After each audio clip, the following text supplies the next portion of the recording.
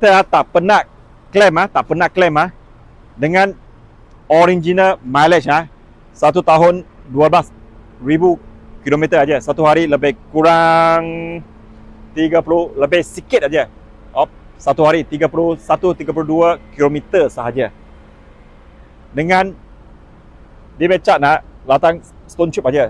Saya pergi buat satu layer sebab kalau touch up nanti warna tak sama. You boleh minta dengan saya before cat dengan after cat ni kereta. Bukan pasal accident 100% tak pernah accident. Jom cek report, saya sudah ada. Ini kita 100% tak pernah claim boleh minta dengan saya. So cerita banyak tak guna saya tunjuk bukti. Mileage kita pun tunjuk bukti. Original mileage. Ini yang kita sebab dalam 5 tahun ni kita boleh warranty you orang betul-betul tak ada adjust. After fire bukan saya nak tipu you orang. Sebab kadang-kadang salesman jual saya dia pergi adjust. Customer jual saya pergi adjust. Kita hanya boleh tengok ikut experience saja. Bukan kita sengaja pergi adjust. Kadang-kadang kita kena orang tipu juga. Mileage ini benda dalam fire senang confirm. After fire dia tak pergi service center, itu susah menentu. Ini kereta memang kemas.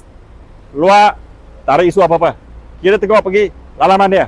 Okey, cushion dia tak ada isu apa-apa. So kemasnya tak ada tampar, tak ada jahit, tak ada apa-apa. So tengok dia punya mileage dia.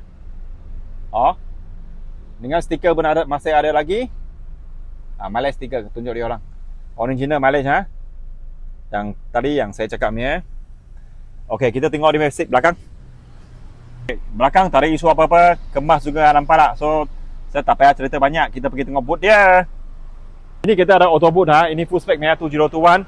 So belakang kemas lagi. Ini boleh tarik. Seat belakang kemas lagi. Ini stiker belum buka lagi. Spare tire kemas lagi. Kita tengok engine bar dia. Ini lampu original, mileage original. Sebab ini kereta tak pernah claim, tapi saya sudah double check, tengok everything.